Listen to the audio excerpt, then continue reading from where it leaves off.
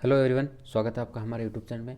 और हम ऊष्मागतिकी तथा सांख्यिकी भौतिकी पढ़ रहे थे, यानी कि थर्मोडायनेमिक्स एंड स्टैटिस्टिकल मैकेनिक्स, जिसमें हमने अब तक की क्लासेस में ताप की अवधारणा और जो हमने सूक्ष्म ऊष्मा से अन्योन्य क्रिया की वहाँ तक पढ़ लिया था, है ना। और चलो उससे आगे कंटिन्यू करते हैं। आज की हेडिंग डालिए,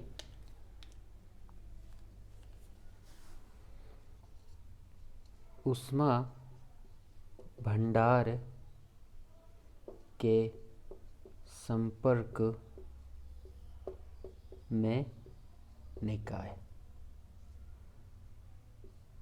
यानी कि कोई निकाय है जो कि किसके संपर्क में, किसी ऊष्मा भंडार के संपर्क में। ऊष्मा भंडार की परिभाषा हमने देख ली थी कि क्या होता है, जिसकी ऊष्मा अनंत होती है, ऊष्मा धारिता अनंत होती है, जिसमें कितनी भी ऊष्मा दे या फिर लें उसका ताप क्या रहता है, निहित रहता है। तो उसे क्या कहते हैं, ऊष्मा भंडार कहते हैं। तो इसमें देखिए कि किसी विशिष्ट अवस्था I में निकाय के पाए जाने की प्रायिकता संयुक्त निकाय ए स्टार के अभिगम्य अवस्थाओं की संख्या के अनुक्रमानुपाती होती है। देखिए, तो कंडीशन क्या है कि हमने माना कि कोई निकाय ए है जो कि किसी फिक्स आई स्टेट में है ना, आई अवस्था में है। ठीक है, तो जो ए प्राइम दूसरा निकाय है उसके अभिगम अवस्थाएं कितनी हो सकती है, ए प्राइम ई प्राइम हो जाएगी, है ना, उसकी ऊर्जा के अनुसार।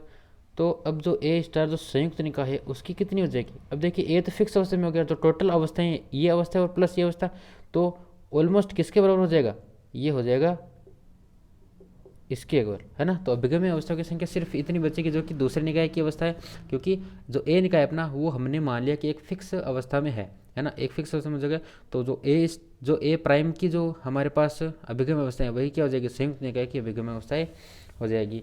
यानी कि अब प्रायिकता क्या हो जाएगी, P I is proportional to किसकी हो जाएगी, ओमेगा प्राइम ई प्राइम के समानुपाती हो जाएगी। ठीक है, और अगर यहाँ से अगर हम इसकी प्रोपोर्शनलिटी कांस्टेंट हटाए तो क्या जाएगा, पी आई कुछ क्या जाएगा, सी प्राइम ओमेगा प्राइम ई प्राइम, है ना।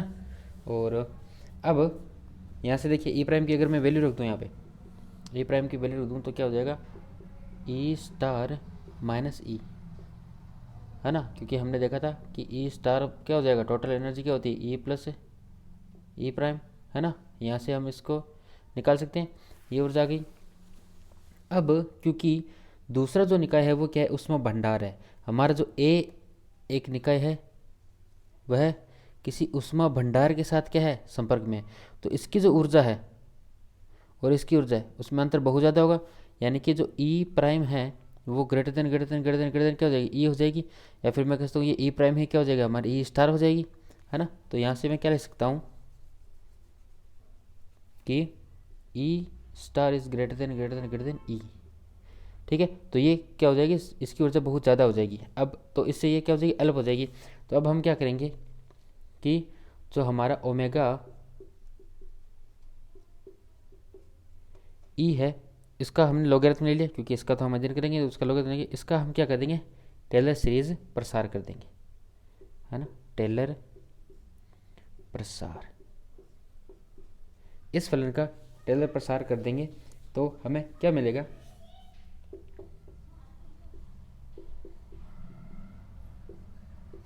माइनस क्या हो जाएगा, डेल अपॉन डेल ई, है ना, प्राइम है ना यहाँ पे, क्योंकि हमने प्राइम की स्टडी कर रहे हैं।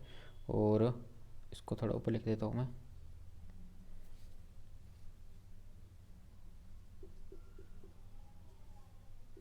अंदर क्या बचेगा, एल एन ओमेगा प्राइम ई प्राइम, और बाहर बचेगा ई आई, है ना। आयत स्टेट की होगी। अब यहाँ पे हमारा बीटा क्या था, डेल अपॉन डेल ई और ln ओमेगा प्राइम ई प्राइम, है ना, बराबर में क्या सकता हूँ उसको 1/kt लिख सकता हूँ, है ना। बीटा बराबर क्या होता है 1/kt। और यहाँ से अगर मैं वापस समीकरण पुट करूँ तो क्या हो जाएगा,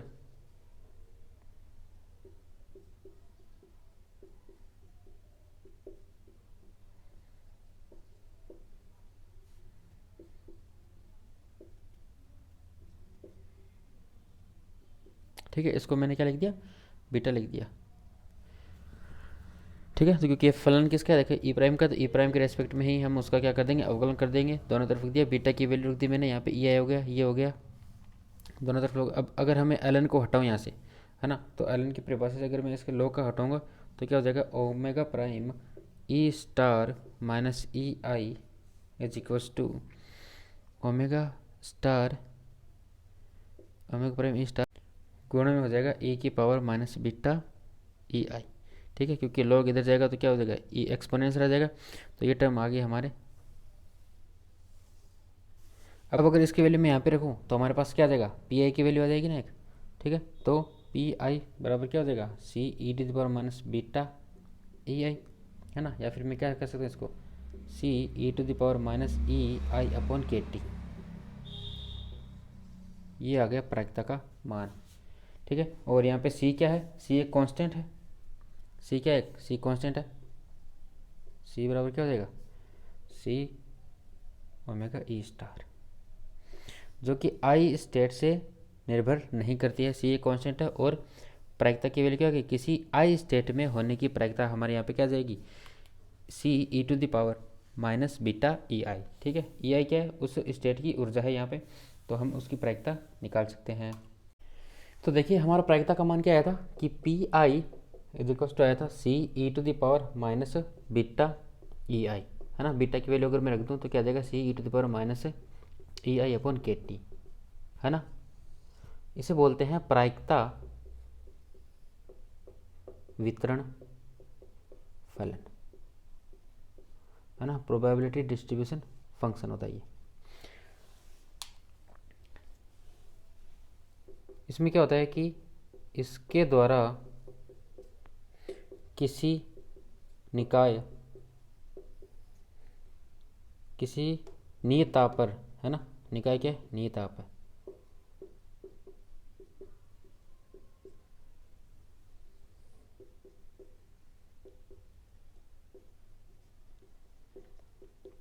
ऊर्जा ई आई, ठीक है, ऊर्जा क्या है, ई आई की अवस्था,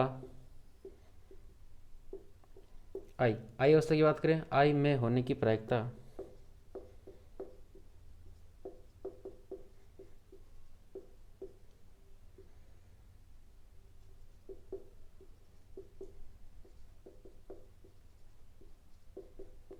कराता है।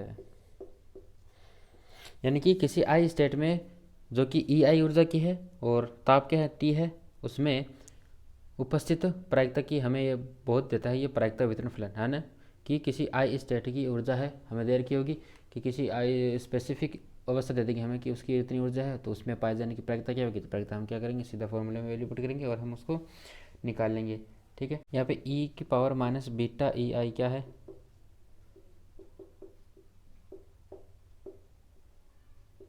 बोल्ट्जमैन गुणक, यानी कि बोल्ट्जमैन फैक्टर है, इसको क्या बोलते हैं, बोल्ट्जमैन फैक्टर बोलते हैं। जो ये अपन ना, सी क्या है, कांस्टेंट वैल्यू है। अब देखिए यहाँ से एक परिभाषा आती है विहित समुच्चय की, विहित समुच्चय,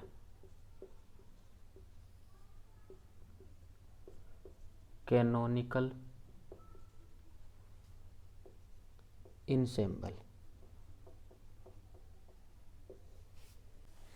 तो निकायों का वह समुच्चय जो नियत ताप टी पर किसी ऊष्मा भंडार के साथ ऊष्मीय साम्यावस्था में है तथा समुच्चय के प्रत्येक घटक में अभिगम्य अवस्थाओं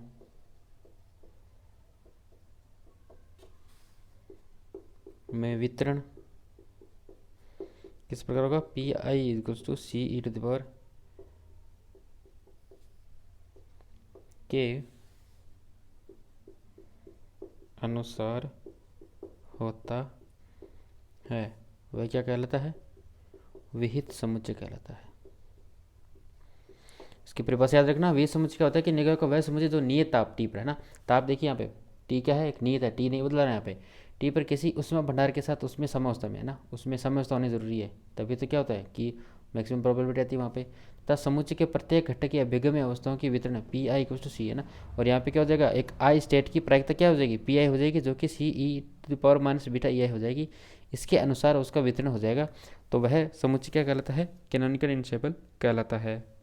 अब यहाँ पे सी की वैल्यू देखिए। सी की वैल्यू हम किससे निकाल सकते हैं? प्रसामान्यकरण यानी कि नॉर्मलाइजेशन। नॉर्मलाइजेशन की कंडीशन क्या होती है कि जो टोटल प्रायिकता है उसकी वैल्यू क्या हो जाएगी? 1 हो जाएगी। समेशन पी आई बराबर क्या हो जाएगा? 1 हो जाएगा, है ना।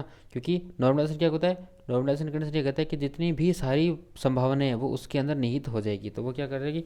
उसकी नॉर्मलाइजेशन कंडीशन हो जाएगी। तो अब यहाँ से अगर पी आई की वैल्यू रख दें तो क्या हो जाएगा? Summation C E to the power minus beta E I बराबर 1 हो जाएगा। और यहाँ से सी की वैल्यू क्या आ जाएगी? 1 upon summation E to the power minus beta ई आई। ठीक है, तो ये आ गई सी की वैल्यू। और अगर प्रायिकता की देखें तो पी आई बराबर क्या होता है? अनुकूल परिणाम बटा कुल परिणाम, है ना। तो अनुकूल परिणाम ये हो गया, कुल परिणाम क्या हो जाएगा? इसका टोटल। सी की वैल्यू रख देते हैं अपन यहाँ पे बीटा ई आई। ठीक है, तो ये क्या हो गया? आपका टोटल प्रायिकता की वैल्यू आ गई। और ये फॉर्मूला आपको याद रखना है।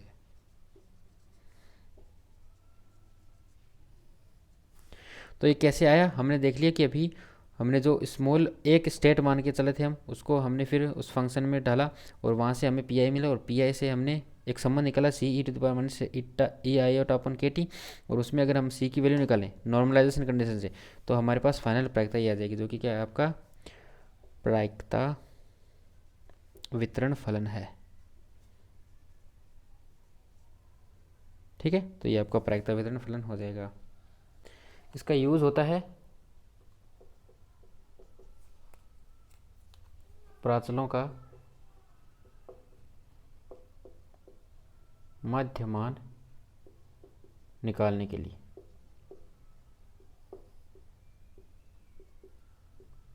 एग्जाम्पल की अगर मैं बात करूं तो जैसा कि मैंने मान लिया कि कोई y एक राशि है जिससे संबंधित i स्टेट में है, तो y एक राशि है, उसकी i स्टेट में क्या हो जाएगी? एक y i। हमने उसकी वैल्यू फाइंड आउट करनी है, तो वैल्यू फाइंड आउट करें तो y का माध्यमान क्या हो जाएगा? बराबर क्या हो जाएगा? Summation P I into Y, है ना। प्रोबेबिलिटी गुणा उसकी वैल्यू बराबर क्या हो जाएगा?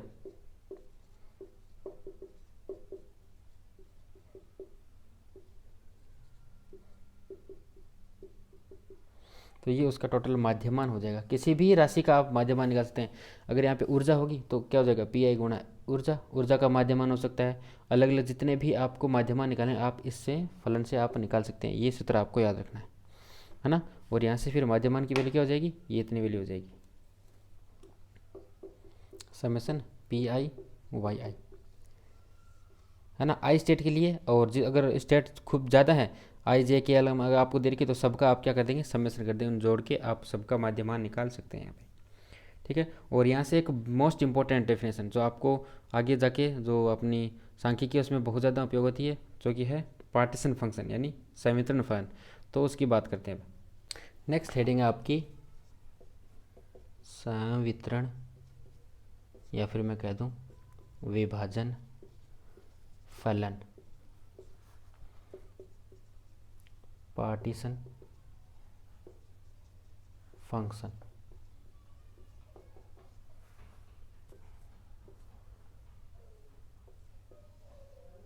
बहुत ज़्यादा काम आने वाला फंक्शन है ये। तो हमने देखा था कि नियत ताप T पर ऊष्मा भंडार के संपर्क स्थित किसी भी निकाय EI ऊर्जा वाली स्टेट में अवस्था I में होने की प्रायिकता क्या थी हमारी? PI बराबर क्या था? e⁻ बीटा EI अपॉन क्या था? समेशन e⁻ बीटा EI, है ना। ये आपकी प्रायिकता की प्रवृत्ति थी। अब यहाँ पे देखिए कि यहाँ समेशन e⁻ बीटा EI, तो ये फंक्शन है ना, निकाय की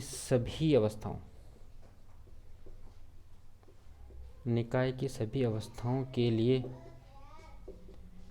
लिए बोल्ट्जमान गुणकों का योग है ना। बोल्ट्जमान गुणक है इसको कहते हैं, और उन सभी का योग क्या हो जाएगा? ये एक फंक्शन हो गया, योग है। इसे अवस्थाओं का योगफल या संवितरण फलन, यानी कि आपका पार्टीशन फंक्शन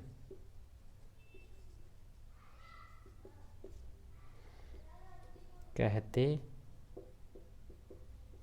हैं। तो देखिए कि प्रायिकता में जो आपने यहाँ पे सभी निकायों की अवस्थाओं को क्या किया, एक योग किया, तो इस योग को हम एक अलग फंक्शन लेके चलते हैं जिसको क्या कहते हैं? विभाजन फलन या फिर संवितरण फलन हम कहते हैं। और इसे किससे निरूपित करते हैं? Z से निरूपित करते हैं।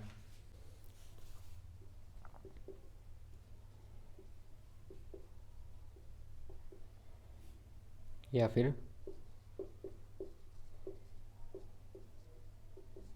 KT, है ना। तो ये आप हो गया आपका संवितरण फलन या फिर पार्टीशन फंक्शन।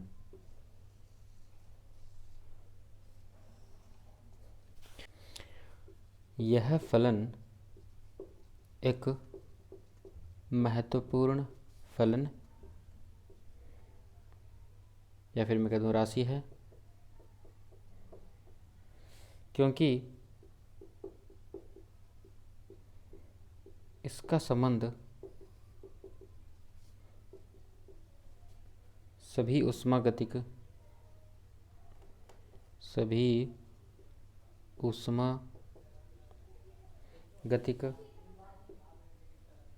स्थूल प्राचलों, और उस प्राचल में जैसे अगर हम बात करें तो क्या होता है कि माध्य ऊर्जा हो गया, ऊष्माधारिता हो गया,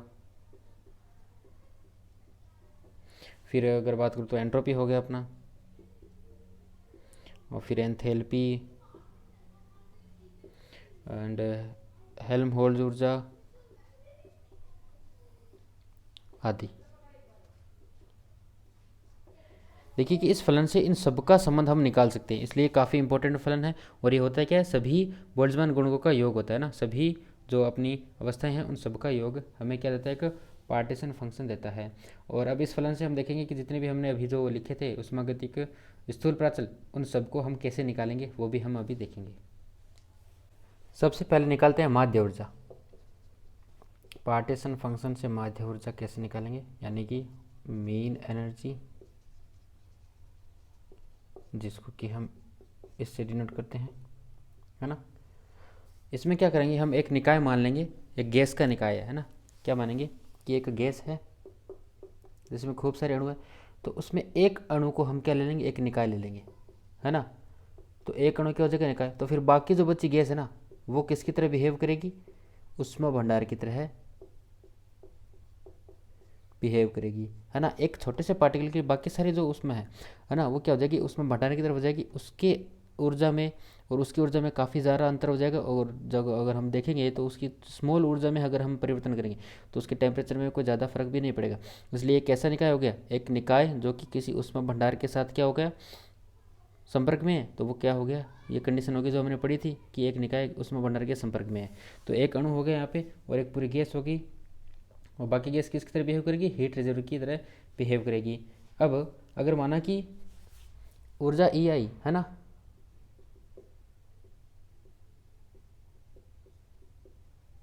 किसी अवस्था आई में अणु का, किसी अवस्था आई में अणु के होने की प्रायिकता, यानी कि कोई आई अवस्था है जिसकी ऊर्जा कितनी ई है, उसमें अणु के होने की प्रायिकता कितनी हो जाएगी,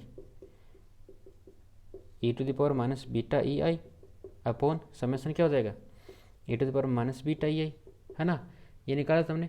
अब देखिए कि हमने जो गैस लिया है वो क्या है कि उसमें अन्योन्य क्रिया नहीं हो रही है, यहाँ पे कंडीशन लिख लीजिए कि उसमें कोई भी अन्योन्य क्रिया नहीं हो रही है, उसके कण है जो काफ़ी मात्रा में दूर दूर स्थित है, इसलिए यहाँ पे जो पोटेंशियल एनर्जी है वो क्या हो जाएगी, जीरो हो जाएगी। सिर्फ और सिर्फ कौन सी रहेगी, गतिज ऊर्जा रहेगी, स्थितिज ऊर्जा यहाँ पे क्या हो जाएगी, जीरो हो जाएगी। तो जो आपकी ऊर्जा है ई आई वो सिर्फ क्या हो जाएगी, काइनेटिक एनर्जी हो जाएगी। तो माध्य ऊर्जा क्या हो जाएगी, तो कण की माध्य ऊर्जा कितनी हो जाएगी, ई बराबर कितनी हो जाएगी, समेशन ऑफ पी आई ई आई, है ना। माध्य फलन की मान निकालने के लिए जो हमने अभी देखा था परिभाषा, उसके हिसाब से हम क्या करेंगे, इसमें इसकी वैल्यू पुट कर देंगे और यहाँ से कितना आ जाएगा, summation e i e to the power minus beta E I upon summation E to the power minus beta ई आई। ठीक है, तो ये हो गया, अपने यहाँ पे वैल्यू रख दी। और ये फंक्शन किसके इक्वल था, जेड के इक्वल था, जेड इक्वल क्या हो गया, summation E to the power minus beta ई आई। ठीक है, यहाँ से अगर मैं जेड का बीटा के रेस्पेक्ट में अंतर निकालूँ, है ना, कि परिवर्तन देखूँ, तो बीटा के रेस्पेक्ट में अगर उसका मैं निकालूँ तो कितना हो जाएगा, minus E i summation E to the power minus beta ई आई, है ना। अगर इसका अवकलन करूँगा तो मैं ई जो बीटा है, जो ई है वो बाहर आ जाएगा बीटा के रेस्पेक्ट में, है ना, और ये बचेगा। और वापस अगर मैं इसकी वैल्यू पुट करूँ तो ई प्राइम क्या हो जाएगा, जो कि हमारा माध्य ऊर्जा है उसकी वैल्यू हो जाएगी minus one upon Z del Z upon del beta. ये होगी इसकी माध्य ऊर्जा, किसकी, एक कण की, है ना। अब ई की वैल्यू क्या रख देंगे हम,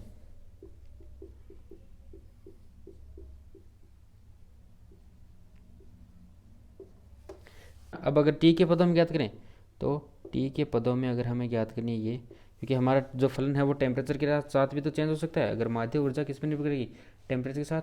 तो टी के पदों में निकालने के लिए हमें पता है कि बीटा बराबर क्या था, वन अपॉन के टी, है ना, और del beta upon del T बराबर कितना हो जाएगा, minus one upon K T square. और यहाँ पे अगर हम इसको इसकी वैल्यू पुट कर दें तो क्या हो जाएगा कि ई प्राइम, ई जो माध्य ऊर्जा है बराबर हो जाएगा K T square del upon del T L N Z, है ना। ये क्या हो गया आपका माध्य ऊर्जा की वैल्यू आ गई किसके टर्म में, टी के पदों में। ये तो था अपना एक अणु का। अब अगर एक मोल की बात करें, है ना, या फिर बात करूँ मैं एन कणों की, तो कितनी हो जाएगी, ठीक है, बराबर हो जाएगा आपका N K T square del upon del T L N Z, है ना। देखिए ये टर्म कहाँ से है आपकी, इस एल एन जेड का अगर मैं डेल अपॉन डेल बीटा के साथ अवकलन करूँ तो वन एल एन जेड का क्या हो जाएगा, वन अपॉन जेड, और अंदर वाले फंक्शन का हो जाएगा डेल, तो वापस ये सेम टर्म आ जाएगी ना आपकी, है ना। तो मैंने इसको कन्वर्ट करके एल एन जेड की वैल्यू रख दी ताकि हम जो ये जेड है वो तुरंत चेंज ना हो जाए, एल एन के टर्म में रह जाए, इसलिए हमने इसको बाहर करके एक टोटल ई माध्य की वैल्यू में रख दिया।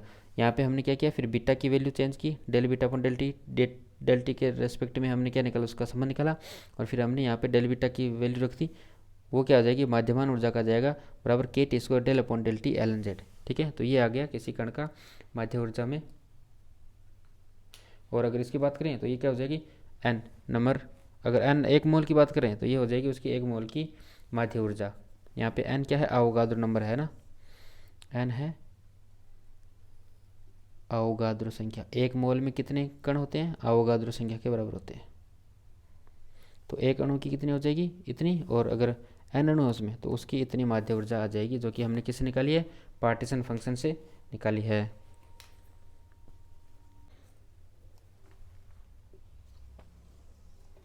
नेक्स्ट है ऊष्माधारिता, है ना।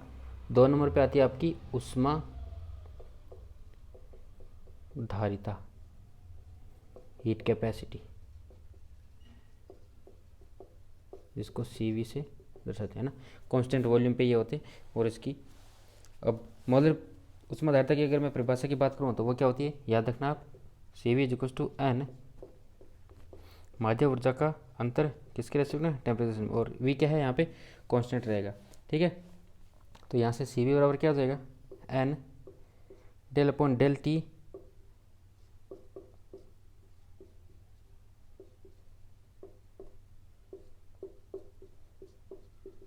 यहाँ पे हमने क्या किया कि E की वैल्यू रख दी del beta upon del t, और जो डेल अपॉन डेल बीटा था उसको हमने इसके टर्म में लिख दिया।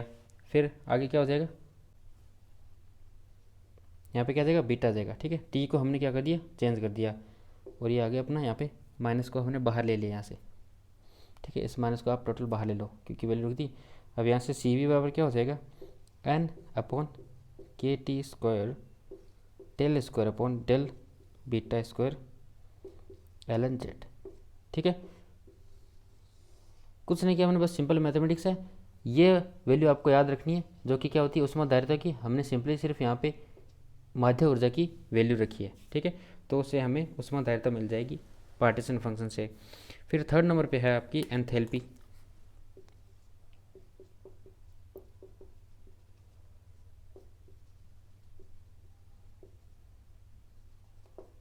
एंथैल्पी को कैसे डिनोट करते हैं, H से, और ये क्या होती है, याद रखना, सीधी परिभाषा है, H इक्वल्स टू N क्या है, total number of particles plus PV।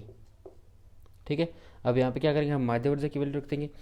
अब PV ये भी क्या है, एक ऊर्जा की टर्म है। PV बराबर क्या होती है, NRT होता है। NRT की जगह अगर हम यहाँ पे लिख दें KT, एक मोल के लिए, है ना, तो PV इक्वल्स टू KT हो जाएगा। तो H बराबर क्या हो जाएगा, NE प्लस N KT, है ना। अब यहाँ पे अगर माध्य ऊर्जा की मैं वैल्यू रख दूँ तो H बराबर क्या हो जाएगा आपका, NKT plus NKT square del upon del T ln z, है ना। अगर NKT में कॉमन ले लूँ तो H बराबर हो जाएगा NKT 1 plus T del upon del T ln z। तो ये हो जाएगी एंथैल्पी किसके टर्म में, पार्टीशन फंक्शन के टर्म में। ठीक है, तो ये इसके एप्लीकेशन चल रहे हैं अभी। पार्टीशन फंक्शन से हम कैसे कैसे निकाल सकते हैं, हमने सबसे पहले माध्य ऊर्जा निकाली, फिर उष्मा धारिता, फिर एंथैल्पी। तो नेक्स्ट हम बात करते हैं एंट्रोपी की।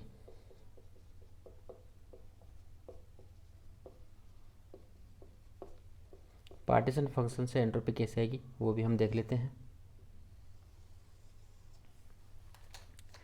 इसमें क्या होगा कि माना E व E प्लस DE के मध्य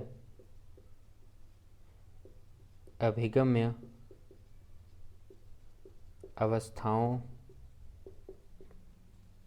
की संख्या आपकी क्या है, ओमेगा E है ना। और तथा इस लघुप्रास में, ये रेंज क्या है देखिए आप, बहुत ही स्मॉल रेंज है ना। इस लघुप्रास में सभी संभव यानी पॉसिबिलिटीज होगी यहाँ पे, ऊर्जा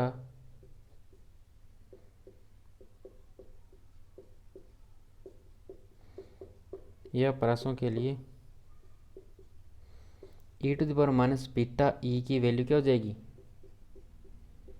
नियत माना जा सकता है।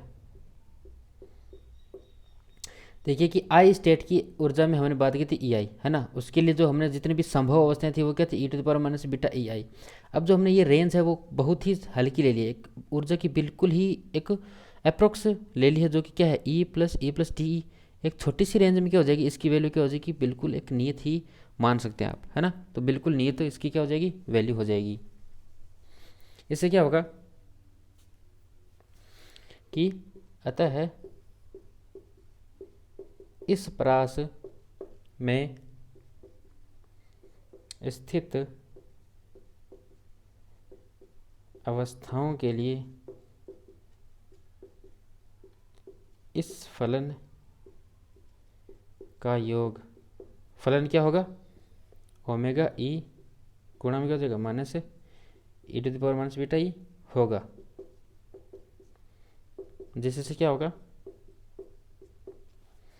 अब देखिए जेड बराबर क्या है, summation e to the power minus beta E i, और वह क्या हो जाएगा summation omega e to the power minus beta e, है ना। क्योंकि ये आई जो रेंज है वो काफ़ी स्मॉल रेंज है, इसलिए ये एकदम फिक्स कांस्टेंट हो गया। कांस्टेंट हो गया तो जितना भी समेसन हो जाएगा एक कांस्टेंट के बराबर आ जाएगा, जो कि इसकी वैल्यू क्या हो जाएगी, ऐसे हो जाएगी। तो इसका क्या हो जाएगा, इस फलन का योग हो जाएगा जेड के बराबर, है ना। जितनी भी जेड क्या है, जितनी भी संभव अवस्थाएं हैं वो हमें दे रहा है, लेकिन यहाँ पे ध्यान रखने की बात यह है कि उसकी जो ऊर्जा है वो एकदम हल्की सी रेंज में हम लेके चल रहे हैं।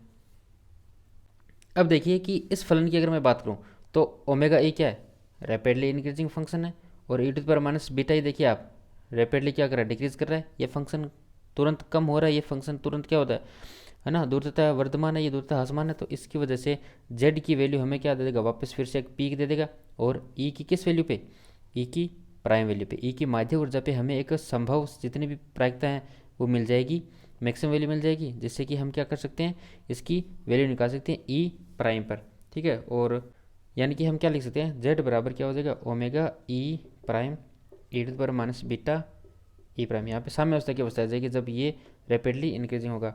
और अगर हम दोनों तरफ एल एन जेड ले लें, जिससे कि हमें ज़्यादा चेंज नहीं दिखेगा, क्योंकि हम मोस्टली चीज़ों को एल एन जेड में ही रखेंगे, लॉग लेके ही उनको रखेंगे। ये हो गया, और यहाँ से आ गया आपका L N omega E prime, माध्य ऊर्जा जो हो जाएगी L N Z plus beta E.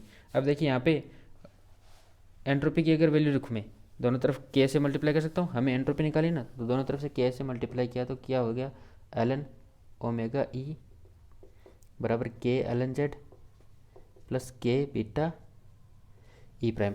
अब देखिए यहाँ पे मैं क्या करूँगा, ई की वैल्यू है जो, है ना, वो रख सकता हूँ। ई जो माध्य ऊर्जा है उसकी वैल्यू हमें पता है, वो हम रख देंगे। तो ये तो क्या हो गया, एस हो गया, एस बराबर क्या हो गया, K L N Z plus K beta E, और एस बराबर क्या हो गया, K L N Z plus K T square del upon del T L N Z into 1/t हो जाएगा, जो एक्स्ट्रा बचा हुआ था हमारा। और अगर प्रति मोल की मैं बात करूँ तो एस बराबर क्या हो जाएगा, एन के बाहर हो गया, अंदर क्या बचेगा आपका L N Z plus T गुणा में क्या हो जाएगा del upon del T L N Z. ये आ गया आपकी एंट्रोपी की वैल्यू, है ना। पार्टीशन फंक्शन से एंट्रोपी निकला हमने। पार्टीशन फंक्शन में क्या होगा कि हमने एक रैंडम एनर्जी ली, उससे हमें माध्य अवस्था में लाना है, माध्य ऊर्जा में लेके आना है हमें उसकी वैल्यू को। माध्य ऊर्जा में क्या होता है कि माध्य ऊर्जा में जितने भी हमें फंक्शन फलन है उनके सबका मल्टीप्लाई होता है, और उस माध्य ऊर्जा पे ही हमें उस की जेड की मैक्सिमम वैल्यू मिलती है ना, जेड की मोस्ट प्रोबेबल वैल्यू मिलती है। इस वजह से हमने उसको नए सिरे में डिफाइन किया, जो कि ई माध्य ऊर्जा में होगा, और ई की वैल्यू में हमने यहाँ पे वैल्यू रख दी माध्य ऊर्जा में, तो यहाँ से क्या हो जाएगी, एंट्रोपी आ जाएगी, किससे, पार्टीशन फंक्शन से, ठीक है। तो ये चीज़ आप याद रखना इतना। नेक्स्ट है हेल्महोल्ट्ज ऊर्जा, ठीक है, जिसको डिनोट करते हैं एफ से। अब इसकी परिभाषा क्या होगी, इसकी परिभाषा होगी, इसका जो सूत्र है वो याद रखना, एफ बराबर हो जाएगा E minus T S. S क्या एंट्रोपी है, टी टेम्परेचर है, और ई क्या माध्य ऊर्जा है। अब अगर ई और एस की वैल्यू रख देंगे तो हमारे पास एफ बराबर क्या हो जाएगा, minus N K T L N Z, ये बचेगा। आप वैल्यू पुट करके सॉल्व करेंगे तो आपको ये बचेगा, क्योंकि एक से टर्म से दूसरे टर्म कैंसिल आउट हो जाएगी, और ये क्या है, जूल पर मोल, है ना, ऊर्जा है। देखिए तो यूनिट तो क्या आएगी, जूल तो आएगी। फिर नेक्स्ट अगर मैं बात करूँ इसमें दाब की, जो प्रेशर है आपका, प्रेशर से क्या होता है कि उष्मागतिकी में प्रेशर कैसे मेजर करते हैं, पी इक्वल होता है minus del F upon del V. Temperature को कांस्टेंट करके अगर हेल्महोल्ट्ज ऊर्जा में जितना चेंज आ रहा है किसके रेस्पेक्ट, वी आयतन के रेस्पेक्ट में, तो उसे क्या कहते हैं, दाब कहते हैं। उष्मागतिकी में देखिए आप इस समीकरण से उष्मागतिकी में आप दाब निकालेंगे, और यहाँ पे क्या करेंगे, एफ की वैल्यू रख देंगे, है ना। तो एफ की वैल्यू रख के पी बराबर क्या हो जाएगा, N K T del upon del V L N Z, ठीक है, कांस्टेंट है। तो ये आ गया आपका दाब यहाँ से, ठीक है। फिर नेक्स्ट अगर हम बात करें गिब्स मुक्त ऊर्जा की,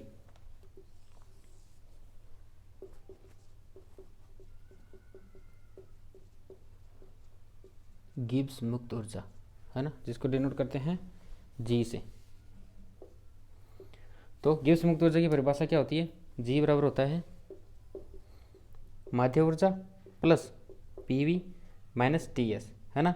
और जी बराबर क्या हो सकता है, या फिर मैं इसको ये भी कह सकता हूँ एफ प्लस पी वी, और पी वी की वैल्यू रख देता हूँ यहाँ पे F plus N K T. अब एफ का मान रख दूंगा तो जी बराबर हो जाएगा N K T 1 minus L N Z, है ना, जूल पर मोल, जूल प्रति मोल, क्योंकि ये भी क्या एक ऊर्जा है। जी की वैल्यू आ गई। बाद में देखिए इसमें कि रासायनिक विभव, रासायनिक विभव जिसको कि म्यू से डिनोट करते हैं, उसकी अगर मैं देखूं तो म्यू की वैल्यू क्या होती है, म्यू बराबर होता है डेल जी अपॉन डेल एन, एन क्या है नंबर ऑफ पार्टिकल, टी और पी क्या है दोनों कॉन्स्टेंट का टेम्परेचर और प्रेशर। अब जी की वैल्यू मैं अगर रख दूँ, है ना, पुटिंग जी की वैल्यू, तो जी की वैल्यू रखने से म्यू बराबर क्या हो जाएगा minus N K T del upon del N L N Z, है ना, number of moles T comma P. तो ये आपका हो गया रासायनिक विभव का मान। ठीक है, तो मैंने आपको सारे मान लिखा दिए कि किस प्रकार हम निकालेंगे, और देखिए कि स्टेप बाय स्टेप था। जैसे कि देखिए म्यू देखिए किस पे निर्भर कर रहा है, जी पे निर्भर कर रहा है, जी किस पे निर्भर कर रहा है तो हेल्महोल्ट्ज एनर्जी पे, फिर हेल्महोल्ट्ज एनर्जी किस पे निर्भर कर रही है, ई और टी, एंट्रोपी पे, एंट्रोपी किस पे निर्भर करता है, ई पे। तो देखिए कि आपको इनमें से कोई भी ऊर्जा देके किसी की भी वैल्यू पूछ सकते हैं, है ना। पार्टीशन फंक्शन से हमने ये सब वैल्यू निकाली है, तो आप इनकी वैल्यू याद रखना, इनके फॉर्मूले याद रखना, और जो मैंने आपको समीकरण फलन या फिर विभाजन फलन की परिभाषा लिखी है उसको पढ़ना अच्छे से और समझना, देखना कि वो कैसे हुआ है। एंड आई होप आपको ये चीज़ समझ में आ गई होगी। फिर भी अगर आपको कोई डाउट रह सकता है तो आप मुझे कमेंट सेक्शन में पूछ लीजिएगा। एंड तब तक पढ़ते रहिए, मिलते हैं नेक्स्ट वीडियो में। Thanks for watching.